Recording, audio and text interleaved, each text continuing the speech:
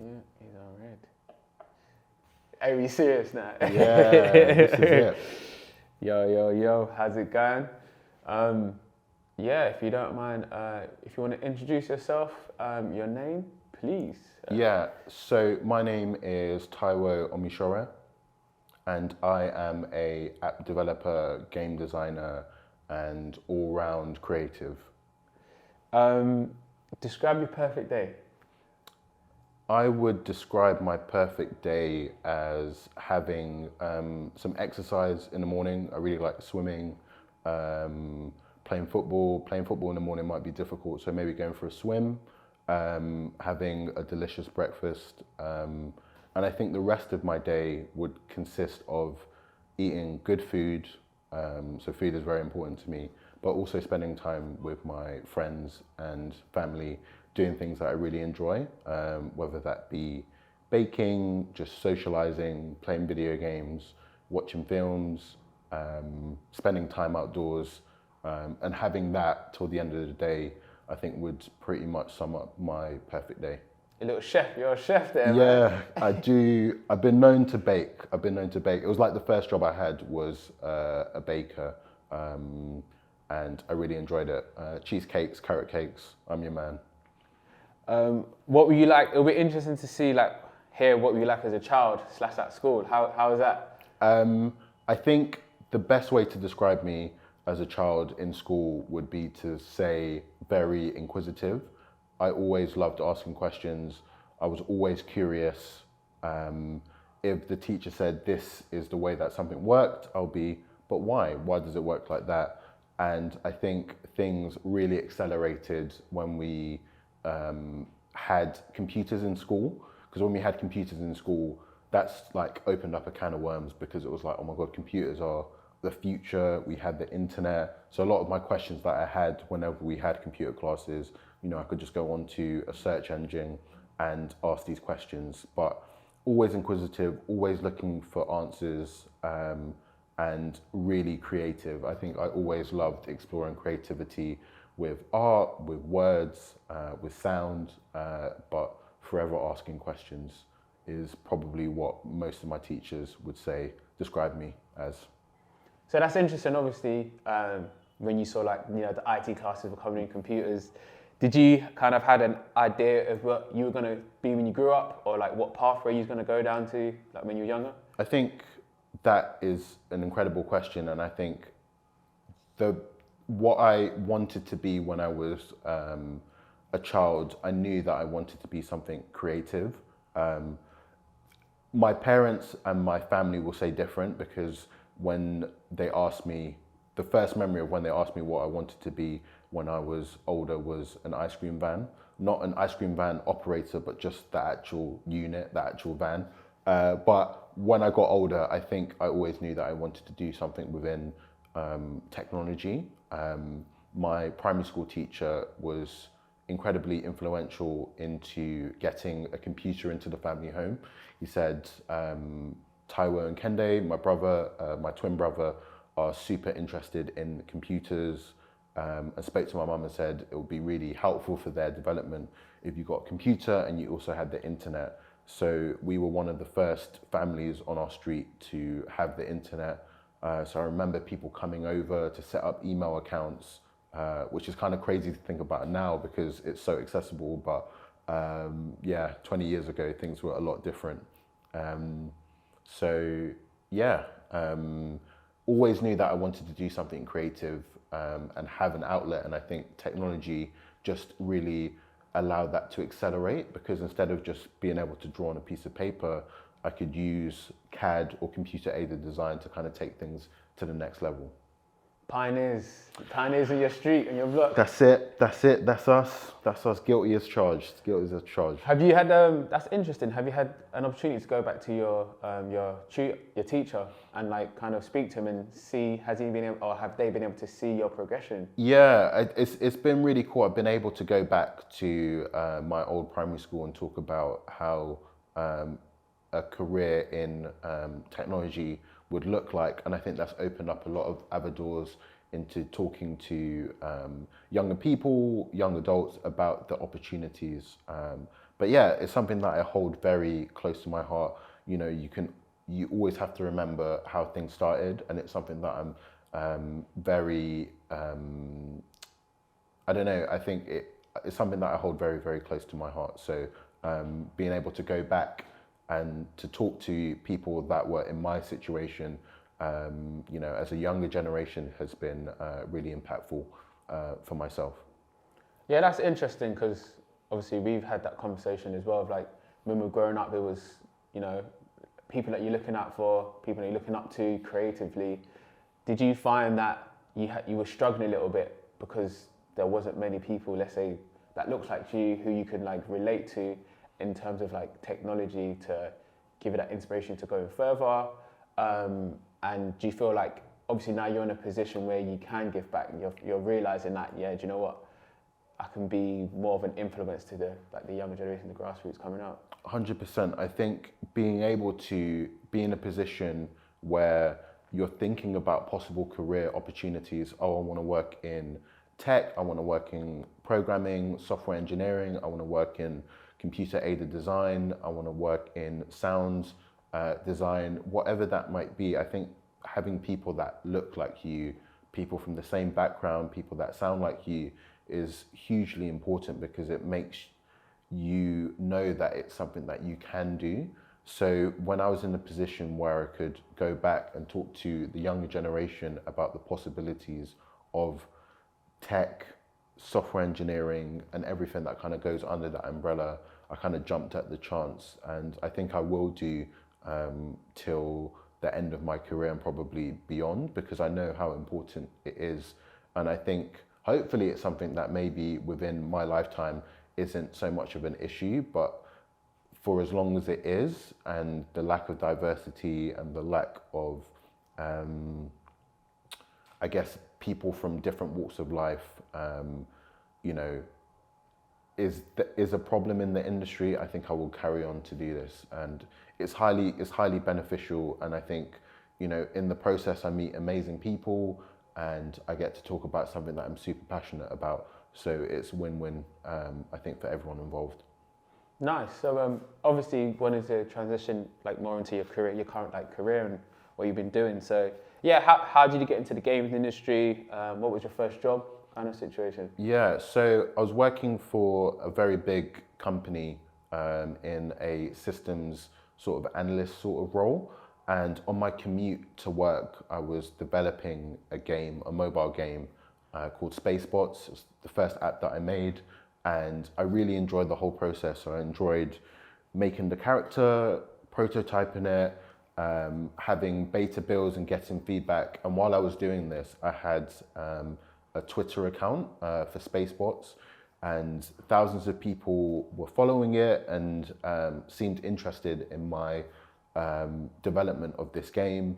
I used to talk to people on the train and say, really sorry to bother you. This is going to be really random, but would you be interested in testing my game, just to kind of get all round feedback from people that weren't in my inner circle, you know, friends and family. And it was really interesting because people would look at me like I was, I had three heads. And then I think once I showed them the thing that I was working on, they were super intrigued and would give me really, really good feedback. You know, oh, I don't understand why that button's there. What do I do to kind of, take back, put on the drawing board and really kind of finesse and improve the game project. And when I built Spacebots, I really knew that this is the kind of route that I wanted to go down. And I think the company I was working for, there wasn't opportunities for me to get into a more technical role there.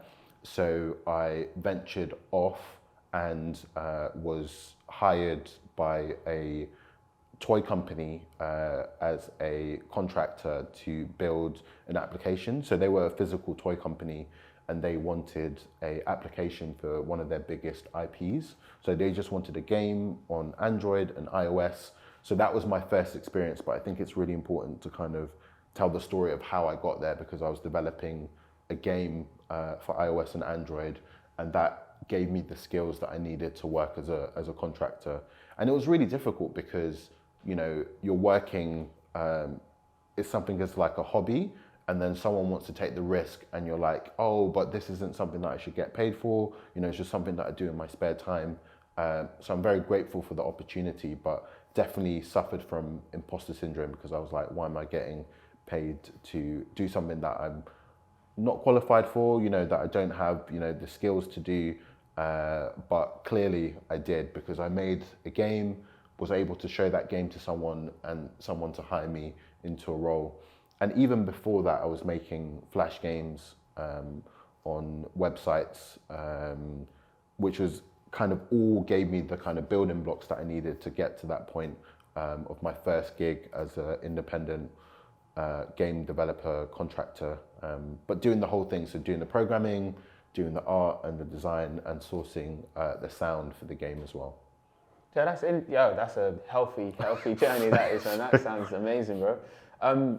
You kind of touched on there with like imposter syndrome. Do you feel that that's something that many people might kind of feel within the game industry, just because of there is that level of, it's hard for people to kind of compare themselves to let's say AAA game makers and like independently devs. Like how have you overcome that over the years?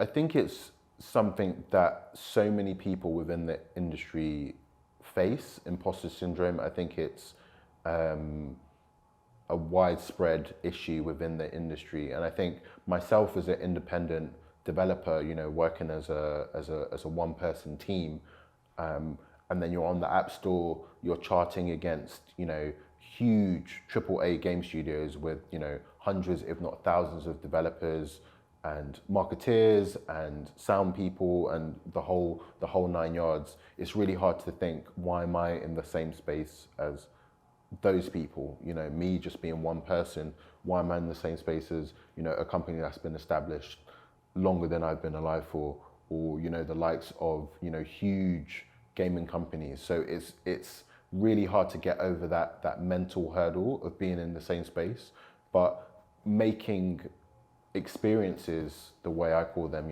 not just games, they're experiences, that put smiles on people's faces, that people can't wait to share and tell their friends and family about, and post on social, and to be super proud of, and to have these amazing experiences, is something that I, with my applications and my games, do. So why not be in the same space as other companies that do the same thing?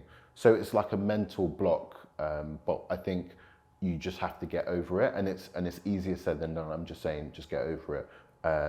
But there's so many people that are going through the same thing, and I think having an open dialogue and saying, look, this is an issue, how do I overcome it? Talking to people that have gone through the same thing is incredibly useful. Nice. So what's been one of the most important lessons your work life has taught you? I think perseverance, patience, tenacity, and a whole lot more. I think being able to build something from nothing is such an incredible achievement. And I think a lot of people that build stuff, whether that be on, anything creatively, a painting, an application, a soundtrack, being able to say that you started something and you finished it is an incredible achievement. And I think so many people are not able to do that. So a lot of people in a position who have made things should be incredibly proud of what they've achieved. To come up with an idea, put pen to paper, put code to a compiler, is an incredible achievement. And being able to persevere, have the sleepless nights, fist pump the air because, you've figured out how to fix that bug that is only applying to, 0.1% of the people that would use your application. Just incredible feats. And they might seem small, but every single small achievement makes up to the bigger picture, and actually getting something out there for people to enjoy. And I think the time that I spent within the industry has really shown me that everything that I put out, everything that people interact with that I make, is an incredible achievement, because you know, you, whether you're in a team or by yourself, you know, you are part of that process and you have added value to that to actually get that project, that product, whatever it is, out there into people's hands and into, you know, for people to interact with and engage with, which is incredible. Amazing, man. Actually, speaking on achievements, obviously recently you've been getting some like really good traction with your games, which is amazing. How was that feeling when you first got, you know, you got to see the data, the analytics come in? Like, yeah, how was that feeling for you, knowing that, you know, all the hours put into your game is showing off, it's kind of starting to pay off? I think I was overcome with emotions, overcome with emotion. I think for me, I never really look into the numbers too hard. I never look, oh wow, my game has been downloaded 1 million times and 1 million people have played it. I think for me, I got emotional when someone who I didn't know downloaded the app. You know, someone from Bolivia downloaded my app. I was like, I don't know anyone in Bolivia. I don't know anyone in Bolivia who would download my app. You know, I got super emotional about that. I think the fact that people every single day download things that I make and play it and have a good time and share it is incredible. Like, you know, it really kind of shows you that you could build something, have an idea, and so many people can fall in love with it and engage with it and have a really, really, really good time. And I remember being on the tube and seeing someone play Spacebot, someone play one of my apps, and it was pretty busy, and I couldn't get to them and say, hey, I made this, thank you so much for playing it, and you know, this is incredible to see it. But I just remember feeling super emotional and super proud because, you know, it's been such a long journey. You know, I think about the times when I was a child to me now as an adult, and all the sleepless nights, all the people that I shared my ideas with, and people that were super excited about it, people that thought it was a bad idea, people that helped me along the journey. You know, it's all of that, you know, into that final product of saying, you know, look, we're going to push your app out. It's app of the day, it's game of the day, and you know, hundreds of thousands, millions of people playing it is, you know, an incredible achievement. But I just think about the whole journey to that got me to this point, and yeah, I can't help but smile. Nice, amazing. What are some of the perks you really enjoy about kind of the games industry and your job? I think one of the biggest perks that I enjoy is meeting like-minded people. I think, you know, meeting incredible people all the time has been an incredible experience for me.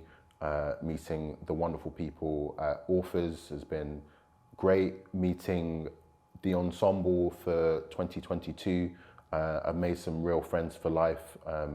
You know, people who have gone through the same challenges as myself, and been able to navigate that and share their stories, and for us to grow has been incredible. And I think every job that I've had within the industry, whether that be, you know, a full-time position, a contract position, whether I'm just working on my own project and I've reached out for help, and I've met some incredible people along the way. And I think that's such an incredible perk of the industry that I do not take for granted, because definitely I'm not someone who could just build something by my own. I definitely have my strengths, but I also have my weaknesses. And I think being able to lean on people within the community to say, hey, I don't know how to do this particular thing, do you have any advice, has been super beneficial in my growth. So yeah, just kind of well, that was amazing, man. Yeah, we just kind of wanted to go into your vision of, you know, the industry and how it may look like into the future. So yeah, if you could change one thing about the industry, what would it be? If I could change one thing about the industry, I think it would be for more diversity within the industry. And I say that because with diversity within the industry, it brings so much to the plate. And I think systemically, the gaming industry has been a certain way for a very, very long time.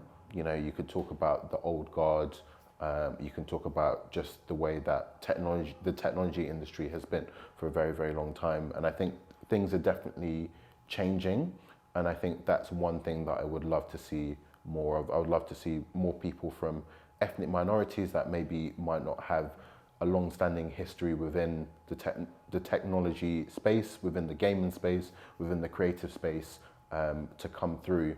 And I think a lot of that stems from, you know, opportunities and being able to know, hey, this is something that I can actually go into, and it's not just, you know, a boys club or, you know, people who are programming in, you know, the spare room with the family house. Like, you know, it's so much more than that. And I think diversity and inclusion is something that's talked about a lot, you know, within loads of different industries. But I think, you know, action has to be taken. You know, we can talk, you know, till we're old and grey, but until we actually make the correct steps and the movements, you know, we're not going to see change. So I think that's something that I hold very close to my heart personally, and it's something that I think would not only benefit the gaming industry, but so many other industries that the gaming industry has an impact and intersects with as well.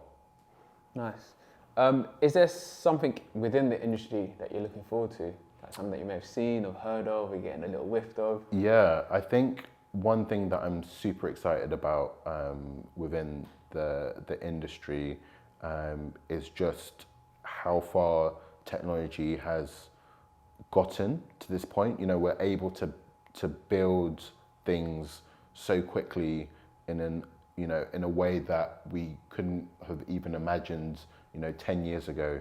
You know, next generation consoles, there's a lot of talk about AI, there's a lot of talk about VR, and I think all of these new technologies are incredible.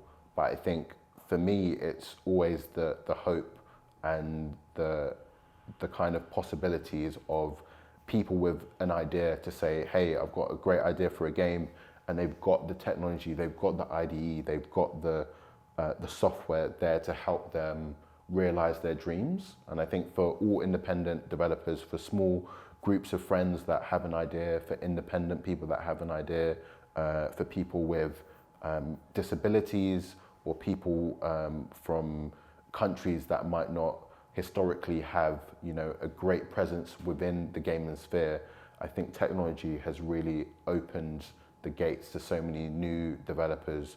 And it kind of touches back to the question from before about diversity and inclusion. I think this is going to help remedy some of the issues there, because so many people from developing countries and other places will be able to make their mark on the gaming industry. And just seeing all the new games that people are going to create, all the new creative experiences is super exciting. Yeah, no, definitely, that's very true. Even like, you know, we've been seeing how in places like in Africa, it's like, it's development. Yeah. Like there's, even within 100%. games, like they're finding hubs there, Yeah. and because of accessibility to technology, the internet, they're not being kind of like left out per se. Yeah. Have you had any kind of like interaction with, you know, development over in Africa or like overseas anywhere? Yeah, so I've spoken to many developers in South Africa, in Ghana, in Nigeria, in Ethiopia, and seeing what they're building on different social platforms, and, you know, jumping on channels and group chats and seeing the work and being able to help in their journey has been super influential. And I think for a long time, a lot of places, you know, in South America, in places in Asia, in Africa, have been written off by the gaming industry. And I think, you know, I'm really excited to be a part, you know, to help the new generation and to see, you know, AAA games coming out from places that people will be like, oh, I didn't know they made games in Colombia. I didn't know they made games in Nigeria. And just seeing the incredible talent of the games and the experiences that people are building all over the world. Yeah, for sure, man. What is one big misconception about the industry? Like, do you reckon there is? Yeah, I think the biggest misconception about the gaming industry, without a shadow of a doubt, is that everyone who is in the gaming industry is like a coder, lives in the basement or the spare room. You know, there's no light coming into the room, but the gaming industry is so much more than that. You know, you've got people that are graphic designers, you've got people that work on sound, people that work in the marketing, the social aspects of the game, beta testers, QA testers.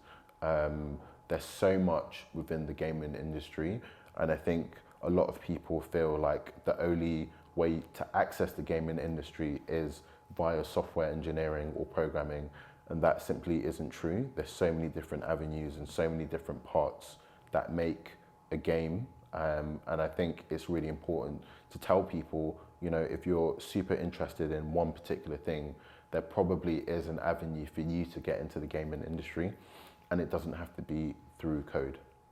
Touching on like misconception, how's that been internally with like family? Because I know coming from an African background, like Black Caribbean African background, it's a very, you know, sticky situation to come to your parents and be like, I'm going into gaming. Like, how's that transitioned over time, or are they kind of open to your pathways within gaming from the beginning? Yeah, so for myself and my brother, so me going down the software engineering and my brother going down the art route, there definitely was some pushback from our family, the culture, and I think that definitely is changing, you know, and I think it stems from a very good place, you know, coming from an immigrant family, you want to be able to provide, you know, you want to be able to be in an industry that's going to provide stable income, whether that be a doctor, a lawyer, or engineer, software engineer, or anything within that kind of scope is super important. And I think my parents seeing what I've been able to achieve within gaming, myself and my brother as an artist, has really shifted the opinions. And I think for the newer generation, it's definitely going to be something that's a lot more accessible, you know. But as kind of the first generation to be in this position to say, you know, gaming is a viable career, there definitely was hurdles to overcome. But, you know, having Ensemble and, you know, being on the AppStore as a featured developer and, you know, having my face in Trafalgar Square definitely helped kind of realize that dream and to say, you know what, actually, there is something in here. But it's a journey, and I think it's a journey that a lot of people are going through, and a journey that is just ongoing. But learning lots along the way. Nice, yeah, that's the main thing, man. The journey is just it's ups and downs, man. It's never just smoothly. So yeah, kind of wanted to find out a bit more about you. Like, where do you draw your inspiration from today? I think that's a great question. I think I draw my inspiration from so many different things. I think just being able to live in such an amazing city as London and call it my home, and to have been able to grow up here, I draw inspiration from just everyday life. You know, talking to people, having experiences, ideas for games and creative outlets just come into my head. You know, I think, oh, has this ever been done before? And I just go for it. And I think that's one of the most important things. There's no idea that's too silly, that's too unreasonable, that just doesn't make sense. Every idea is valid. And I think being able to use technology and the arts to be able to have an outlet for my ideas is incredible, because I just get ideas just from everyday life. And yeah, even if it's just a rough prototype, I think there's so much that you can learn in every endeavor that you create. Nice. And have you got a skill that you're looking to like learn or improve on? I think one of the skills that I'm trying to get better at is programming. I have a love-hate relationship with programming. I love when I'm able to do things, and I hate when I'm not. So I think one of the things that I'm really trying to get better at is programming, and I think one of the ways that I learn best is by doing. I've tried to be able to read books for me to fill any knowledge gaps, but for me personally, I think the best way for me to learn is by doing. And I think people learn in different ways. So if you're a learner or you enjoy learning by reading books and you're able to store that information and implement it further down the line, that's brilliant. But if you struggle with that and you're much more hands-on, then definitely pursue that, because I found that out. You know, I thought, why can't I, you know, read a book and it just be there? I'm just more practical in the sense of I need to actually just do the thing for me to be able to learn it. I think another thing that I'm really keen to improve is networking and talking to other people within the industry. I think it's something that I often neglect. And I think, you know, people are different. You know, some people find it really easy to reach out and to talk to people that are not within their immediate circle, and some people are a little bit more reserved.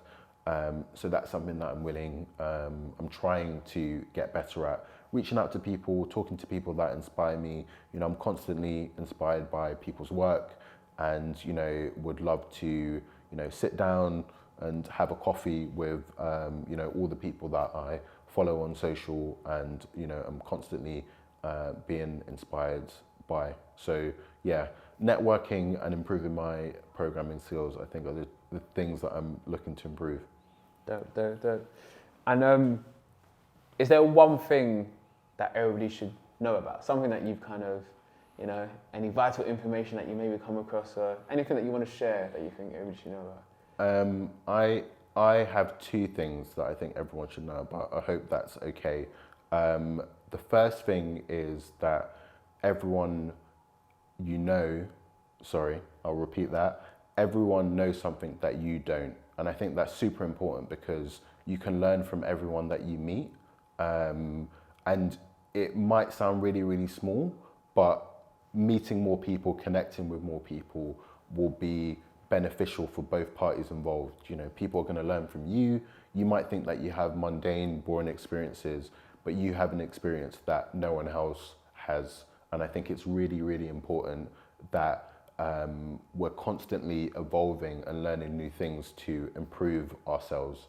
And the second thing is that if you're inspired by someone, if you really appreciate someone's work, reach out to them. You know, it's completely free.